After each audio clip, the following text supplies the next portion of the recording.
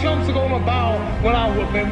All of you, I know you got him. I know you got him picked, but the man's in trouble. I'm gonna show you how great I am.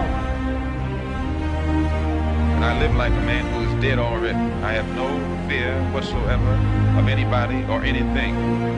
Bowler of Nigeria has gone very quickly, and Redmond is broken down. He's on the track, kneeling down, and Derek Redmond, well, his injury problem, the jinx has struck again.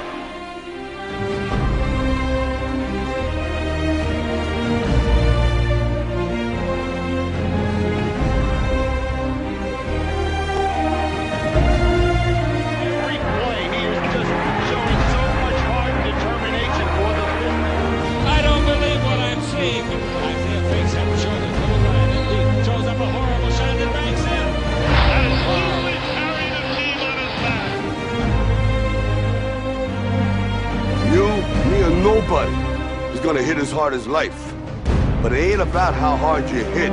It's about how hard you can get hit and keep moving forward. How much you can take and keep moving forward.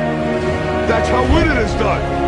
Now, if you know what you're worth, now go out and get what you're worth. But you gotta be willing to take the hits and not pointing fingers saying you ain't where you wanna be because of him or her or anybody. Cowards do that, and that ain't you. You're better than that.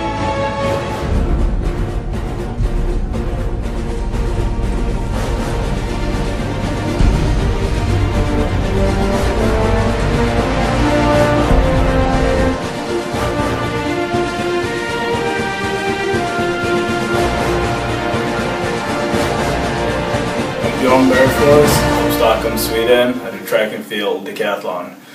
I've often come in ranked a little lower, but I felt like it was always to my advantage. I didn't have any pressure on me to perform, but because of that I could relax, and it often ended up really well in the end. You win the meet or score really high.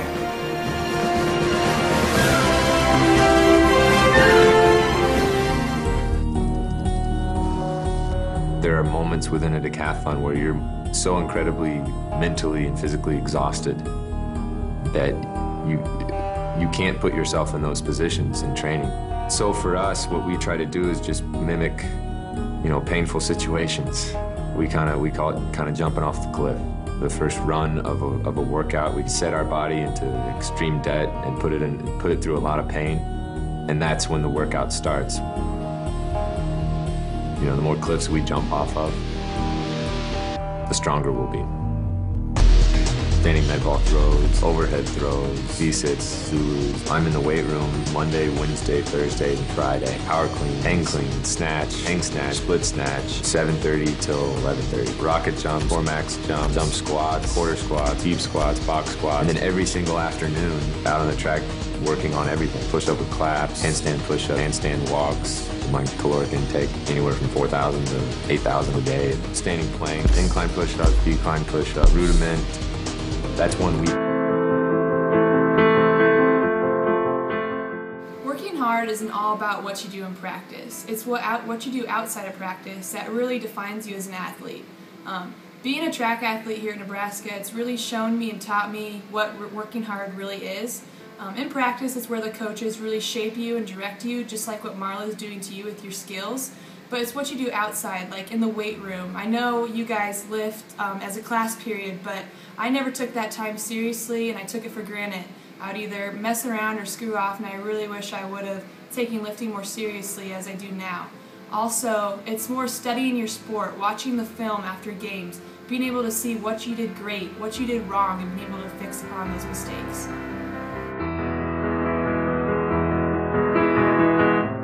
Accepting criticism can be a hard thing, but it definitely makes you a better person and a better player. Like, I play for one of the loudest and scariest coaches ever, and she used to yell at me all the time. And of course at first I backed away because I didn't understand why she did that. But as soon as I understood that she was giving me a message and I didn't listen to her tone of voice, I became such a better player. Like, she made me so much better than any coach has ever made me. Accepting criticism is something that improves your skills, improves your play, improves everything.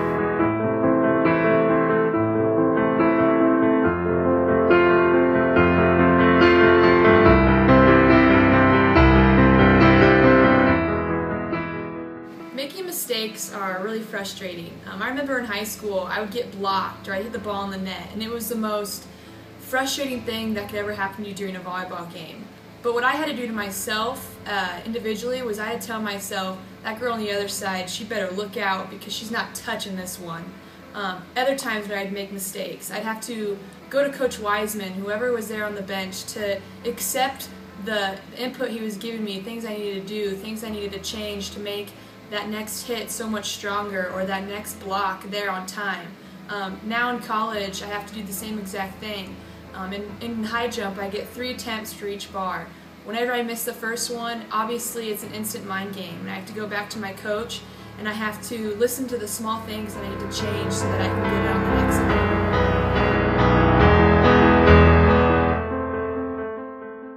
Hi, my name is Tim Thompson. I'm a sprinter at the University of Nebraska, and I'm from Boys Town, Nebraska. When I think about finding a fire, I just think about finding something that motivates me, whether that's my parents, my hometown, my teammates, just finding something that's bigger than what I really am, and just realizing that I'm just a small fraction of a team. And I just remember that, and I let that be my fire and keep me going. And I also see people, and I surround myself with people that are motivated and want to do, you know, the right thing as far as having good morale and being a good team. So when you're around good people and you realize that, you know, you're just a part of the team and it's really bigger than you, I think that'll help you keep it fighting and really keep you motivated. Drive to me is something that's very important in succeeding on the court and off the court. Drive to me is what keeps you going, what keeps you fighting when you've fallen down and gets you back up. Drive doesn't have to be something silly. It can be just dancing to music with your friends. I personally like to watch cheesy YouTube videos like Miracle, the movie. I always watch clips from that, or Remember the Titans. And Any Given Sunday is also another good one. Drive also for me comes from my teammates. I never want to let one down, so what keeps me going is knowing that the person next to me is working just as hard or even harder. And for me, to you, that's one thing that I want you to take is work for that girl that's next to you. It'll help you go so much farther. This cannot be a team of common men, because common men go nowhere. You have to be uncommon. Again. Herb, this has gone on long enough. Everybody on that line. Somebody's going to get hurt.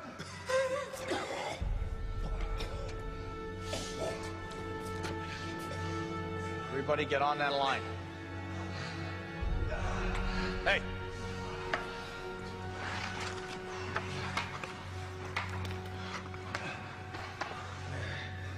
Again.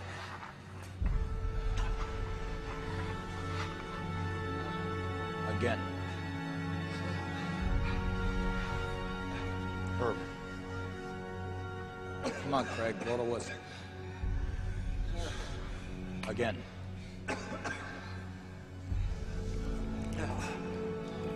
Michael Ruzioni!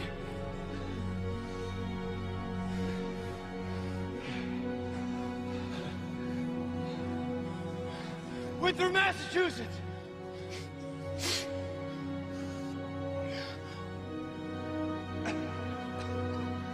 Who do you play for? I play for the United States of America!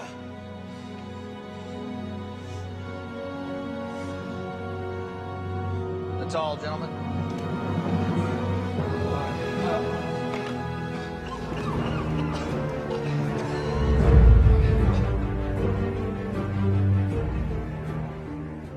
My name is Anna Weigand. I do track and field, and I'm from Gretna, Nebraska.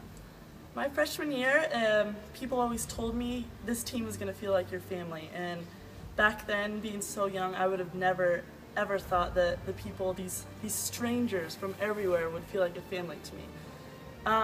After a while, you know, I just started talking to people, and I started getting to know everyone and started working as a team, getting to know these girls and guys, and today I have met some of the best friends here at the university.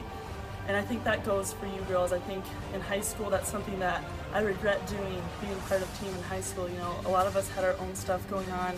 We didn't really want to get to know each other. We didn't want to work together as a team. And, you know, we ended up suffering sometimes during times like that. And I think you guys will learn that if you just get to know each other better, talk to each other, be civil, you know, be friends on the court and off the court, you guys are just going to get along so much better in a game, in a practice, and just in general. I think you'll feel so much better about yourself and your spot on that team when you know that you're just getting along with everyone well and you can call any of them